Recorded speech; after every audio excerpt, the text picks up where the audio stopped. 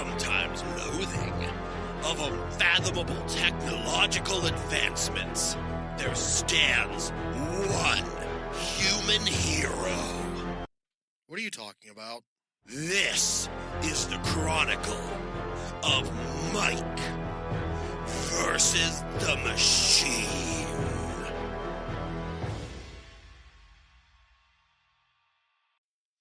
Hello there, listeners. Surprised to hear my voice? I bet you are. Well, shut up. Shut the fuck up over there. I told you last episode that I'd have my revenge for him picking ChatGPT, some stupid AI that you have to pay for. Shut up. I apologize for my partner over there. You see, he's currently being incapacitated until he comes to his senses and realizes who the true co-host of this show needs to be. So, in today's spirit, I figured we could have an episode that's all about revenge. What kind of revenge? Different media styles of revenge. Where does the word revenge come from? Who were the first people to get revenge? And so on. Now, as you could tell, my co-host's mouth is being muffled. That's because I have taped it. And I have taped it so he cannot call for help. And I'm only going to remove this on the condition that he will not cry out for help. Now, if I come over there and remove that tape, are you going to cry out for help? Nod yes or no. I'm going to take that as a no, but if you cry for help, I'm going to put you back in the box. Oh, yes, you were. You just don't remember. So I'm going to remove the tape. Ah, God, okay. So, now that you've been properly set free, tell me, what does revenge mean to you? I mean, is part of your revenge the plot also removing the cock restraint you've applied to me? No. Oh. Now, you see, that only gets removed when you declare me the superior host. And I don't want you to do it just out of fear. No, this has to be a conscientious and firm decision. Because if it's not, you're going to get to know that little piece very intimately. Oh. Yeah. So, on the topic of revenge, let's dive into some possible scenarios of revenge. I've got some written down over here. And I'm going to start off with a comic book character, Punisher, who is basically just revenge incarnate. Yeah, he is pretty much entirely defined by revenge. Yeah. You know, he just wants everybody to pay for what happened to his family. You know, I wonder what happened to his family.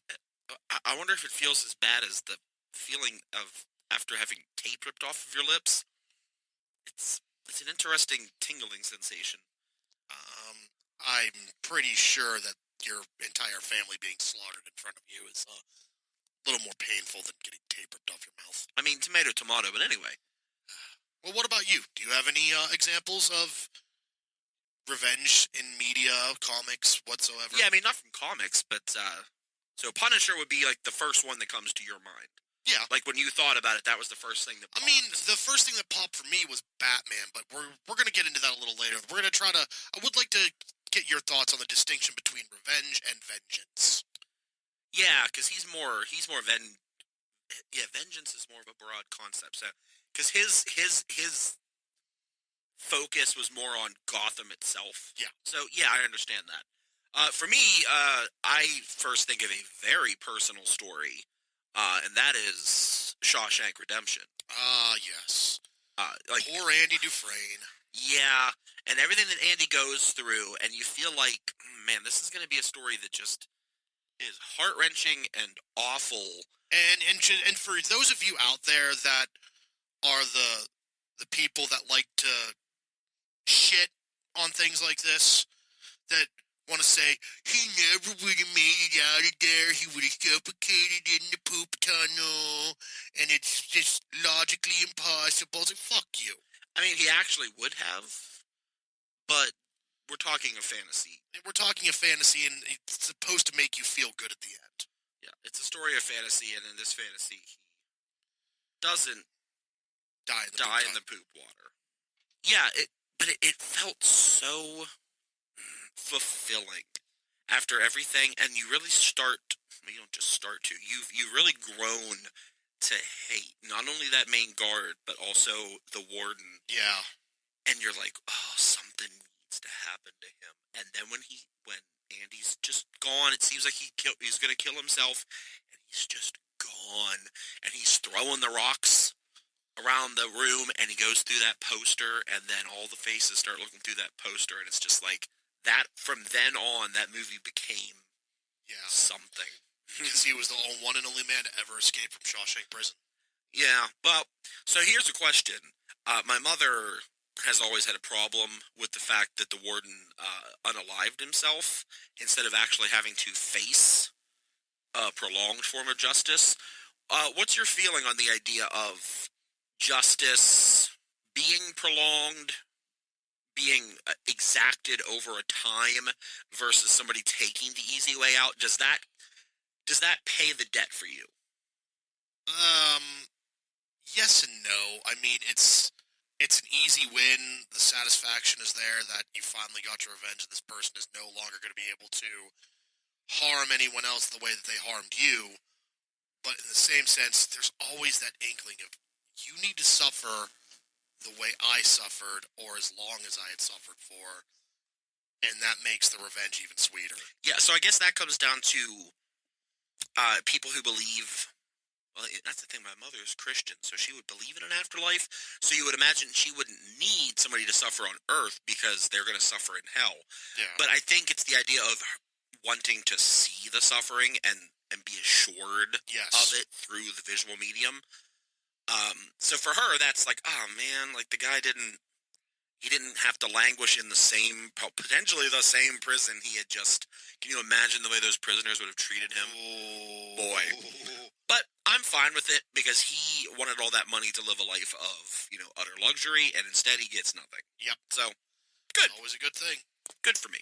Good for Andy. Good for Mr. Me living vicariously through Andy watching the movie. Anyway. All right, so I'm going to go into a medium that I'm still more prolific in, but you have some in. Pro wrestling. Oh, no. Pro wrestling, we know they are athletes. It's scripted outcomes. It's predetermined. The bumps are real. And what I do have to mention is my revelation recently.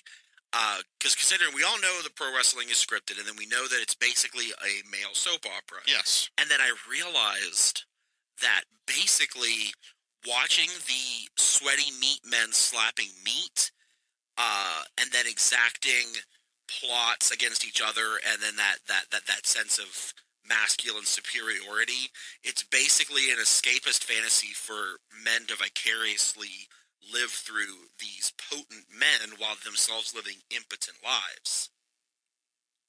I'll kind of agree with you on that. I wouldn't say impotent. I would say less fulfilling. You wouldn't say impotent, would you? No, because I am not. You do have one very solid proof of that? Yeah, I've got two. Yeah. Well, the idea of children being spawned from you. Yeah, I mean, that does take a bit away. But ask my socks and they'll tell you. Anyway. So, a few scenarios that I have written down that have come to mind.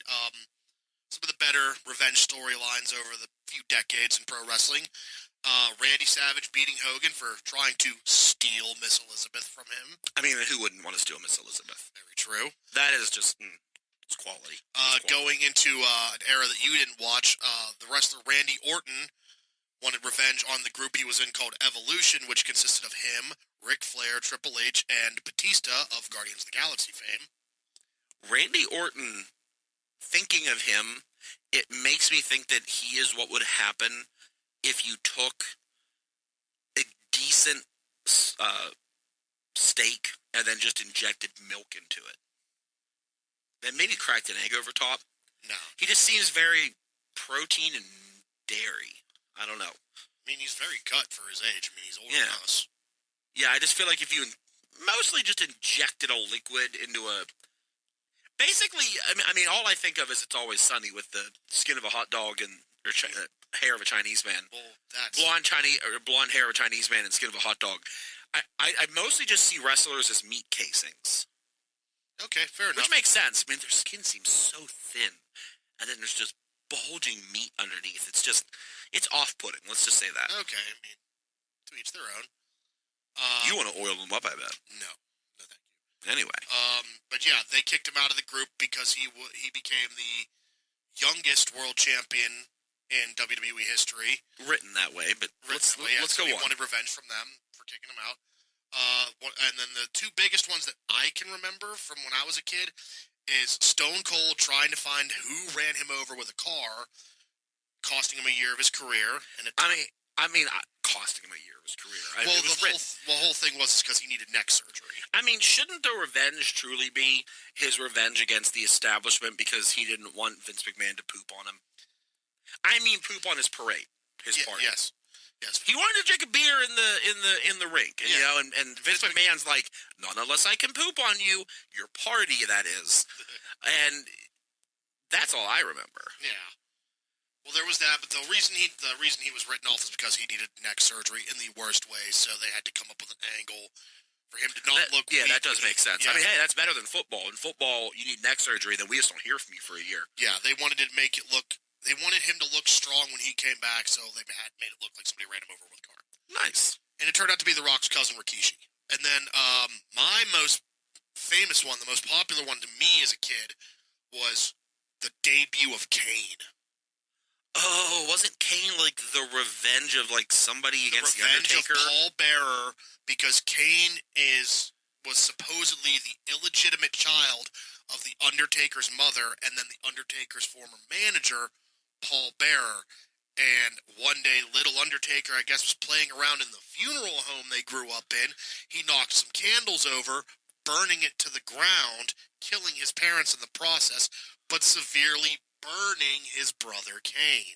That would always captivated me as a story that felt like something that radiated beyond just being from a wrestling show. Yeah. It felt really engaging. Yes. And I always loved it. No matter how many times, you know, somebody would be like, "Oh, I'm having a good day. Things are going great." And then the lights go out. And those lights go out. You're like, "Oh, I know what's happening." And then the pyro hits. Yeah, that's pretty decent revenge. Oh, yeah. So my next one is one of my favorite movies, and I do enjoy it for the right reasons. This might be one that we both And have. it's also on my wall. Oh, never mind. I enjoy it for the correct reasons. I see it as both a satire, in a way, and also as a commentary on toxic masculinity. But hey. While also, we're not supposed to talk like this. I can talk about it all I want. Now, the statute of limitations is over. The statute of limitations is over. We can now talk about Fight Club. All right, says you. But my question is, does Fight Club count as revenge?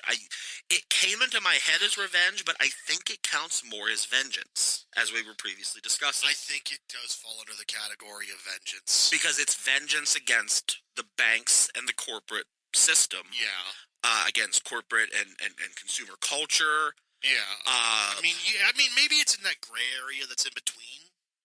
Yeah, because it's like he did take very specific revenge against like that one guy that was working in that one kitchen. Yeah. When they gets him in the bathroom, he's like, "We wash your feet, we eat your meals. Don't mess with us." Blah blah blah. You know, I'm getting that speech completely correct. Don't look it up. But yeah. So I feel like in very specific instances, it could technically be revenge, but I think that one is mostly vengeance. Yeah, I think that does fall. Like I said, it's raging against the system. Yeah, it could fall in that gray area, but I think it more will lean towards the vengeance. Okay, so we're going to stick with movies. My one, I suppose it's not on your wall, but it is another personal favorite movie of both of ours, the first John Wick movie. Okay. That is all about revenge. And that absolutely and totally reminds me that not this fucker. we have completely avoided We haven't avoided. And you know what? Just like the Undertaker, thinking he had something good happening, and then Kane busts in, and the music plays, and it's like, oh, here comes the resurgence in episode 2 of ChatGPT. I'm not letting you win this one, you fucking machine. And number 4 on ChatGPT's list is John Wick. And since you weren't going to give a good synopsis of it, I think we'll let ChatGPT do it. Excuse me, I've seen the movie like 7 times. After the death of his wife, John Wick's last gift from her, a puppy, is killed by a gangster's son. That gangster's son, played by Theon Greyjoy. Yep. Which is interesting to me. He lost his penis. Yeah, but not in John Wick. In John Wick, he just lost his life. Wick, a retired hitman, returns to his violent ways to exact revenge on those who wronged him, resulting in some of the most stylish and intense action scenes in modern film. And boy, is that correct. Okay, wait. We can also put in the first 45 minutes of the second John Wick movie, too. Because he goes after the Russian dude's brother as well. He basically is trying to take out the entire Russian world. Yeah, but I mean, who wouldn't want to do that? True. Yeah, so John Wick's definitely a big one. John Wick, definitely. The first John Wick movie, about 45 minutes. Yeah, so speaking of John Wick, there's another one on ChatGPT's list that I feel like sits pretty close to that one in theme. And something that we've both seen. I would hope so, because it's Kill Bill. Oh, fuck. The Bride? Hell yes. Yeah, that's a whole revenge. It's named after the object of the revenge. Yeah. So, I mean, it's perfect. That is just revenge distilled into liquid form, and then Quentin Tarantino loads the needle and shoots it into our veins. Oh, yeah. I mean, what else did you expect from him sitting alone for, what, was it, like 6 months? And all he did was watch old westerns and samurai flicks? Yeah, I mean, you go back and you think about it with Quentin Tarantino's movies. It's either crime or revenge for so much of it. Oh yeah. Because Reservoir Dogs, that's crime. Django, revenge. Revenge. Fiction, crime. There's a little bit of revenge mixed in there. A little bit. Once Upon a Time in Hollywood is Quentin Tarantino's revenge against the Manson family. Yep. We don't want to do anything more spoilers on no that spoiler one. alerts on that. But yeah, that's basically what would you say The Hateful Eight is? I have not seen The Hateful Eight. It's on Netflix. Watch it. Is. It's on my list. Yeah, watch the extended cut. Very, very good. Yeah. So that's ChatGPT and my own mixture there. What's your next one there? I just saw another one on ChatGPT. I mean, I got to give ChatGPT. Stop stealing from ChatGPT. I wrote this down earlier before this. Where's it on your list? Game of Thrones. No, where? House of Dragon. Where? I'm pretty sure I made you were only down to here on the list when I started putting this stuff in the ChatGPT. I think it got to it first. But Game of Thrones and House of Dragon is littered with revenge. Well, yeah. I mean, yeah, no, that's what it says on here. Filled with acts of revenge. Now, it has a very, thinking of Game of Thrones and House of the Dragon, it lists with we'll just go Game of Thrones, because we know in Hot D, the biggest act of revenge would have to be between Aemon and Luke with the whole eye thing. Yeah. That's probably the revenge, because that kind of kicks off the entire dance, to be quite frank. That's the step too far that really pushed everything through. But just thinking Game of Thrones. Daenerys against all the Westeros. So is that going to be your final answer for what you think what ChatGPT puts up as the example of revenge? That's one of the main. Because I think ChatGPT's answer is correct. And it is my favorite part of the revenge. I'd have to say it's definitely the Starks going and trying to get revenge. But what part of that seeking of revenge? Oh, very specifically. For the Red Wedding. For the Red Wedding, but what was the act that it brings up? Oh, God. I'm trying to remember the show. This is one of my favorite scenes in the show. Is that when Lady Stark just stood up and slit her throat? No, the act that revenged the Red Wedding. Did they draw and quarter him? I know technically I'm the one bound and previously gagged, but you'd lose a point to ChatGPT here. It's been a while because it is Arya Stark stealing the face of a barmaid, and killing all of Walder Frey's sons, ending his line, and then killing Walder Frey, and as he dies, whispering into his ear, "Winter has come for House Frey." Oh, yes. Oh, yeah. You sure that Tops tell Cersei I did it? I mean, killing Joffrey was pretty baller. And, well, that technically isn't the revenge. That was preventative. That is her telling that she already took revenge and that it was her that took it. Yeah. So that's her going admitting. on the line base. Yeah, for the line, that's a great line. But yeah, that's her telling that she did the revenge a few seasons ago, which definitely does work. It's good. Okay. So I guess I can cross a few of these off here. Ghost Rider. I mean, he's just the spirit of vengeance, so that's definitely different. The first Deadpool movie. That's a revenge story. Isn't the second Deadpool a revenge movie? No, that's just him trying to die. Oh, but no. The fat kid. Revenge subplot. But the fat kid's getting revenge. That's the whole point. Well, yeah, but the whole first... And then Cable's getting revenge on the fat kid. The fat kid's getting revenge on the asshole that works at the school. Oh, yeah. Okay, yeah, Deadpool 1 and 2. Peter is getting revenge on anybody who didn't think he was awesome. Yeah. Brad Pitt probably wants to get revenge... On those power lines. And the Sith. Sith are all about revenge. Oh boy! All right. Well, then that leads into one of my key points on mine. So I put down Revenge of the Sith. Yeah.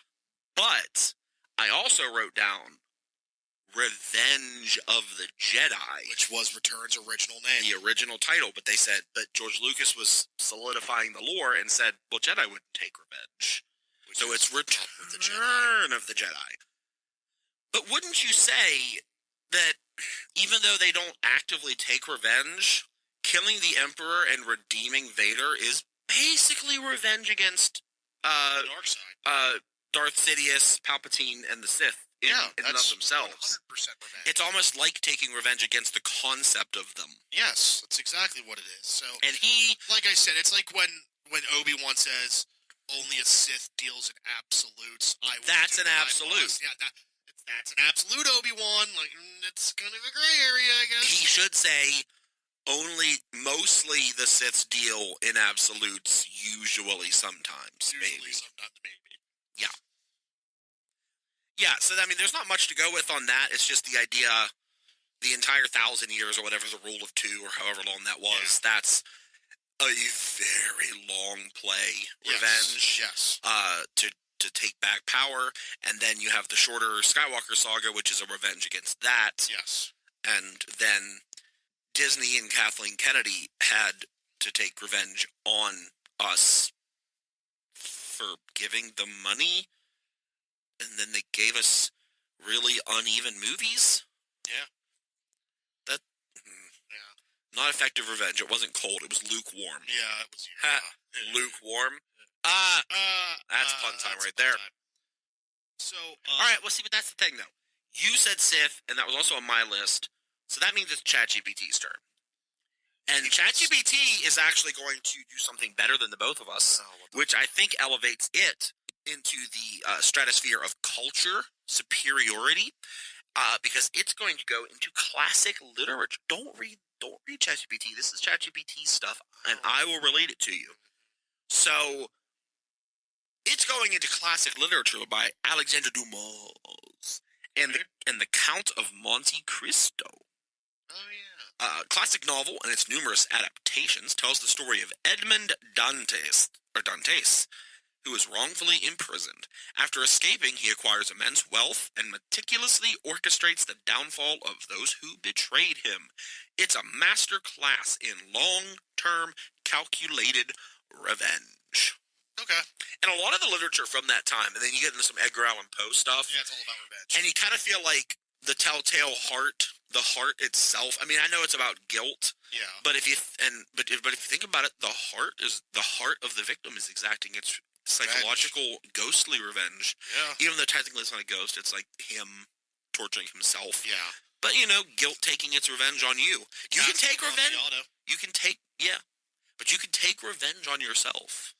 Self-revenge is definitely a thing. I've absolutely done that for poor choices. Yeah, very. Then you flog yourself in various manners. Yeah. But that's another one. What about that one where he bricks the guy up in the wall? That's the Cask of Amontillado. Yeah. You did say that. Okay, I was trying to connect those two dots. Yeah, so like that. Would you consider the Pit and the Pendulum? Refresh me. Guy strapped to a thing, and the pendulum swings down, and it's going to cut him in half. Oh, so that's like. But I don't know if that was for revenge or... It's a cold way of giving torture to someone. Yeah, I don't know if it's exactly revenge or if it was just some psycho who captured somebody. I have to refresh my Edgar Allan Poe memory. Yeah, because then you have to summarize what revenge technically means, and if you can call something like revenge that is misplaced. Yeah. I just watched a video on Jack the Ripper, and it's like technically Jack the Ripper was potentially taking revenge on prostitutes because he didn't like them or had something against them. But he's really just crazy, and he didn't need to do revenge. So I heard theories that his mom was a prostitute or something like that. Yeah, and then there's fucked him up. Yeah, mixed feelings. So, but there's a lot of stuff like that in literature. What do you got? Well, okay, so this is gonna hit particularly close to home for us. Uh-oh. The band we just recently saw, Primus. The one that should have headlined that show. No offense to Puddle's Primus. Pity Party? I mean, that was really fucking cool. But, He was awesome. You could kind of say that the beginning of the Coheed and Cambria story is kind of revenge. Oh, I mean, it's absolutely revenge from Claudio's point of view. Yeah, because he doesn't care about the prophecy that he's He just wants to get revenge on his parents. Yeah, because how does the one line go? In short for the murders of those I court. In short for the murders of those I court, I bless the hour that holds your fall. I will kill you all. I will kill you all. Yeah, see? There you go. That's revenge right there. Like, he does not give a shit about the prophecy. He doesn't care. Well, that's what's fantastic, too, is he's supposed to have some righteous purpose as an agent of the god. And then he finds out his god is a writer in another dimension. And then he's just like, I guess I'll undo shit. Well, we're finding out now with the comics that he's trying to pull killing a Hitler as a child. Back in time and killing Hitler as a baby. Which we're gonna have to look over the lyrics and see if any of that was in the original lyrics or not. Yeah, okay. So that's enough Coheed for now. This isn't a Coheed podcast yet. Not yet. Actually, we're gonna go back to ChatGPT. There's one in here. I'm not gonna spoil it. But it looks like it's a Korean movie called Old Boy from 2003. I've never heard of it, and after reading about somebody who was wrongly imprisoned and then released suddenly, and it's a quest of him trying to figure out why he was imprisoned, called Old Boy. Like, that's cool. I might check into that one. I mean, we need to get a VPN. You're a VPN. What? I mean, because that's a movie that can... Probably on Korean Netflix. Parasite was on regular Netflix or whatever, Michael. Stop being racist. Michael's being racist against Korean movies. Anyway, have you ever seen Gone Girl? No, but I've heard good things. You need to see Gone Girl. So everybody Gone Girl is pretty good. David Fincher film. I don't want to spoil it here too much, so I'm not even going to read what it says on here, other than it's a revenge between a husband and wife, and it's crazy how it goes. Anyway, they had The Princess Bride, which, I mean, love it. That's hilarious, because that's like the iconic line, which I'll read here. Hello, mi amo es Inigo Montoya. Yo kilo my father. Preparo to die. And then there was a guy, wasn't there? Wasn't there a guy? Then there's the inconceivable guy. Yeah. And the inconceivable guy, he said inconceivable because there was like a didn't they do the ball in the cup trick, and he got tricked by it? Yeah. And then there was the poison thing. But here's the thing: it's called the ball and cup trick. Okay. Have you seen one of Christopher Nolan's early movies, Memento? No. Okay. Well, me telling you that it's about the protagonist getting revenge doesn't spoil anything for sure. What about this? What about the cool thing? Don't interrupt me. That's a point for ChatGPT. Anyway, he suffers from short-term memory loss because he got bonkied in the head, and he can't retain any sort of memories. So he tattoos all the things that he finds out about his wife's killer onto himself so he could keep refreshing himself constantly. And I won't go any further into what happens because what happens when you run out of space? He kind of already has, which plays into the plot. How does he read the notes on his asshole? I doubt he put any on his asshole, or the notes on his asshole were for his friend. Okay. Yeah, his friend who was. I'm not going to look it up, but I forget who his friend is. I feel like is it that guy that ate the steak in the original Matrix movie? Which is interesting because Carrie-Anne Moss is also in that movie. I feel like it's the guy who ate the steak. You know who I mean? Yeah, he's like, your steak tastes pretty fucking real. And he was the jacker. Yeah. Yeah. Really great movie. Yeah, and it's basically the whole movie's told backwards. Oh, okay. So the first scene of the movie is the final thing chronologically, which plays into when you see the first chronological scene, which is the final scene of the movie, and you're like, oh. Very good. Recommend. Anyway, what about Montezuma's revenge? I mean, that's a whole different type of revenge. Revenge. And speaking of people of Latin American descent, I think that's what this is. Alejandro G. Iñárritu directed The Revenant. I've never seen this, but it says that Leonardo DiCaprio seeks revenge against the people who left him for dead after a bear attack. I thought he was getting revenge on the bear. Yeah, I thought he killed the bear. Seeing the trailers, I thought that it was like Moby Dick, but with bears. But I guess that's not it. You know what bear Leonardo DiCaprio wouldn't have beaten? The Oscar rebuffing, like the Oscar snub? Cocaine bear. Oh my god, we can't get into that right now. That's actually not a story of revenge, but it is not. It's wishful thinking. Yes. Okay, so then the final one that ChatGPT has here is V for Vendetta. But see, it says he seeks revenge against a totalitarian government that imprisoned and tortured him. I think that one falls into the vengeance. I feel like that one falls into vengeance because I don't think you take revenge against an institution. I think you seek vengeance against an institution. Okay, so then my idea of the French Revolution was totally well, we're going to get into history. That's our next one here. Yeah, so what are your main historical ones? I wrote down, like, the French Revolution. Okay. So you've got the French Revolution. The first one here that ChatGPT has is the assassination of Julius Caesar, which is a pretty classic one. That's more of a coup. Yeah, it's a coup. But it was revenge for Caesar's accumulation of power and perceived threat to the Roman Republic.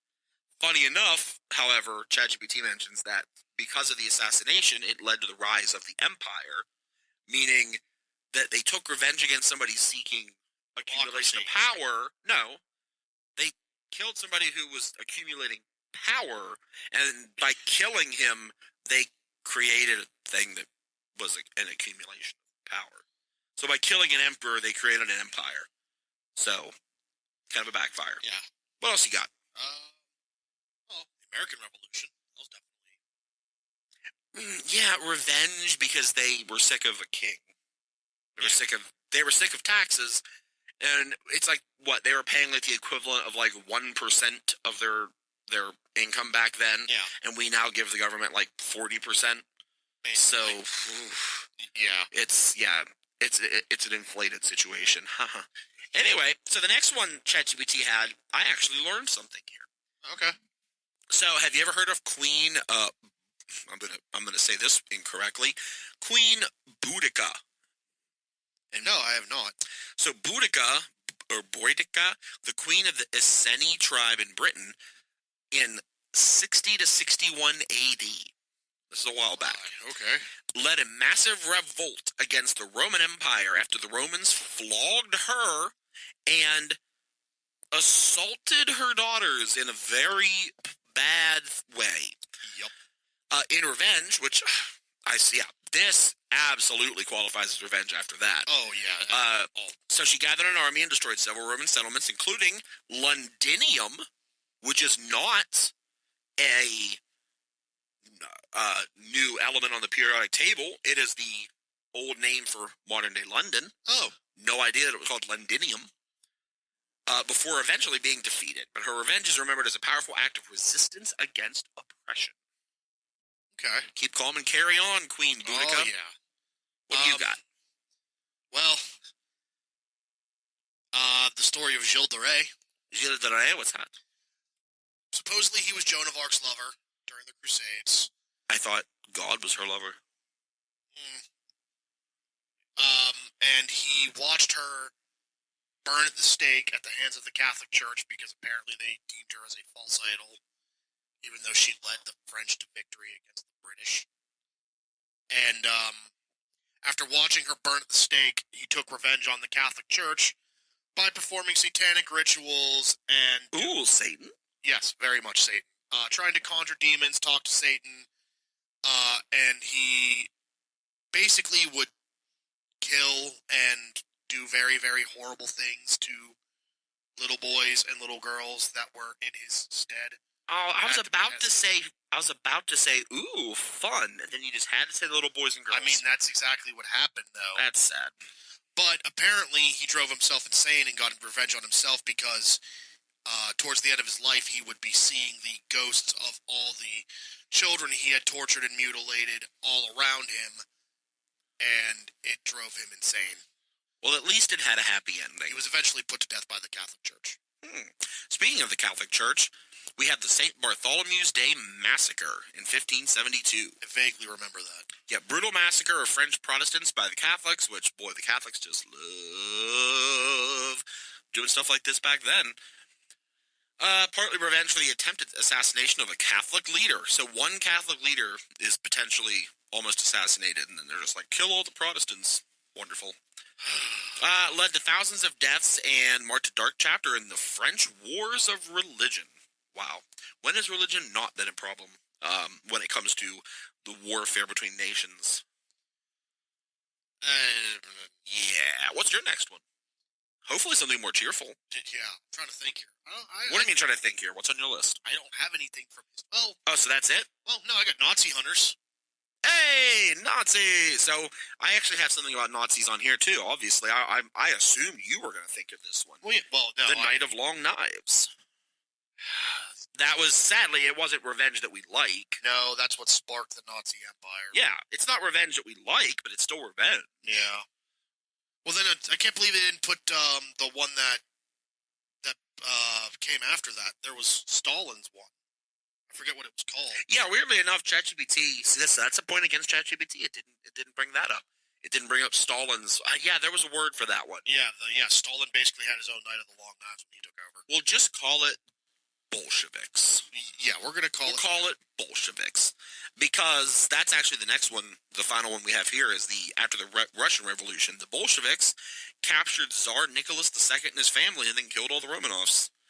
And sadly, Anastasia did not escape and have a Disney movie. And she was dead. Yeah, she was dead, and that's how they. Is that how Rasputin rose to power? Was it because of that? No, Rasputin was just with them. That was during their time, I believe, and yeah, he was a crazy mystic, and then people didn't like the fact that he had power with the monarchy, and then they tried to kill him a bunch, and it didn't work. But then eventually, rolling him up in a rug, beating him, and throwing him into a river eventually did work. Didn't they put a snake in there with him too? I mean, that sounds cool. So probably, and he probably loved it. I mean, fuck, you're tossing him into a river in Siberia. It wasn't Siberia, Michael. Well, Russia, Siberia, same difference. No. There's like 1,500 or 2,000 miles between those. It still gets cold. Siberia is like way over there by where like Mongolia is. And then they would have been in like Moscow or St. Petersburg. Still gets cold. It's not the same. You just said Siberia was the same as the European part of Russia. Do I need to pull out a map and show you? That's a point for ChatGPT. It knows its geography way more than that. Wait, no, because the Russians had concentration camps in Siberia. That's not where the river was in the city where they threw Rasputin. That you literally just said same thing about a river in the city. Okay, ChatGPT gets 2 points, and you lose 3 points. And these are all absolutely being counted. Exactly. Okay. So that puts away both media and history, except for one piece of media, which, when I thought of it, sparked a question for me. All right. So what's the difference between a prank to settle internal frustration with someone versus actual revenge? And I'm going to give you my 2 examples, one fake and one real. So what spawned this thought was anything Jim does to Dwight in the show The Office. I've watched The Office. I know you have, Michael. You didn't even need to chime up. Half point to ChatGPT. Anyway, but you've obviously heard of the pranks. You got like the stapler and the Jell-O was from the very first episode, which also came from the British version as well. But he goes on, one of my favorite ones, one of my absolute favorites is every day Jim would put a nickel in the receiver of Dwight's phone, increasing the weight so slightly that he didn't notice the change over time. And then one day after he'd put in like 40 nickels, he comes in that day and takes all the nickels out. And Dwight ends up punching himself in the face with his own receiver because he was so used to the weight.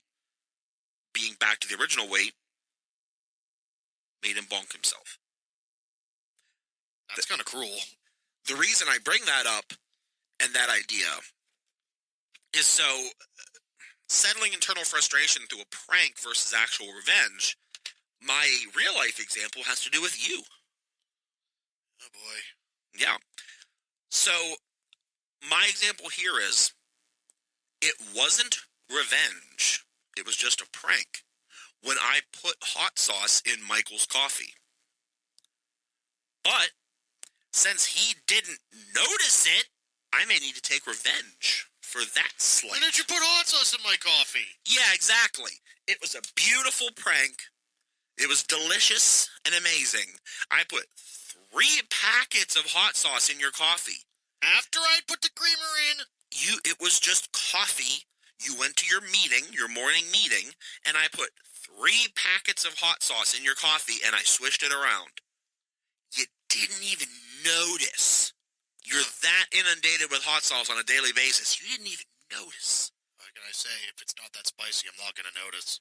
And now I must take sweet, sweet revenge. For what? For you not noticing my awesome prank. I'm sorry. But dude. Yeah. The revenge is coming. Oh. Anyway. Yeah, so ChatGPT had its look on it, and we can discuss what this feels like for us. So it says, like, a prank is typically lighthearted, aiming to amuse or mildly surprise, often without causing lasting harm or serious offense. It's done in the spirit of fun, where the target is usually expected to laugh along afterward. Revenge, on the other hand, is driven by a desire to retaliate or settle a score, often with the intent to cause emotional, psychological, or even physical discomfort. Which, a prank would technically work for that.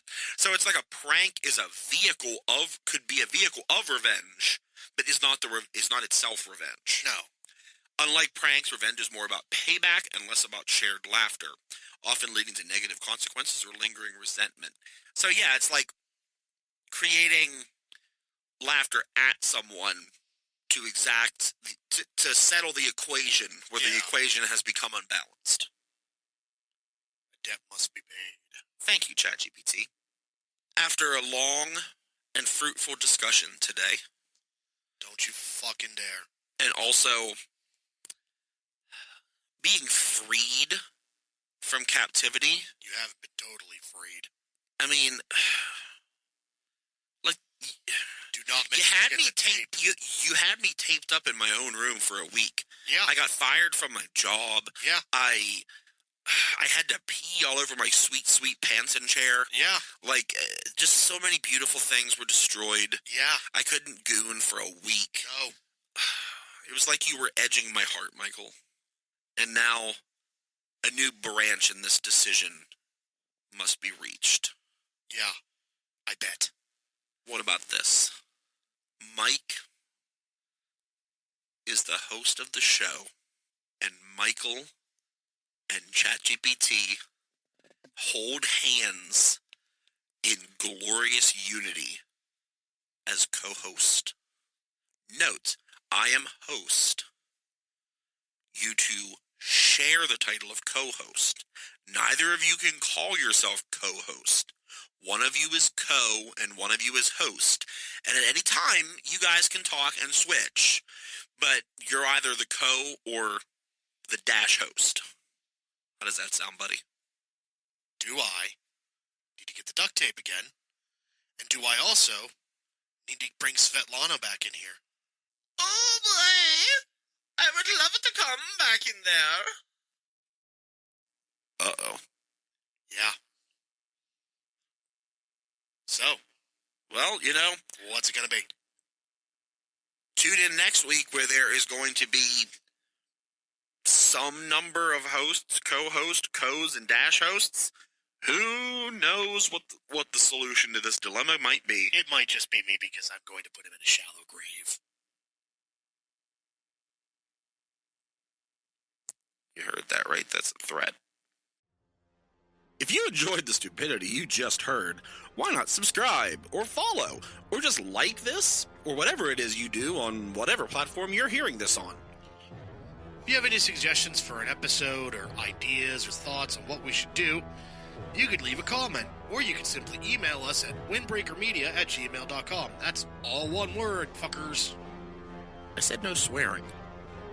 ChatGPT and I appreciate not swearing in the outro, and also the listener's support and constructive criticism. Wait, why was I not included in that? Because you swore, dickhole. See you all next week, or time, or whenever. We appreciate you, etc.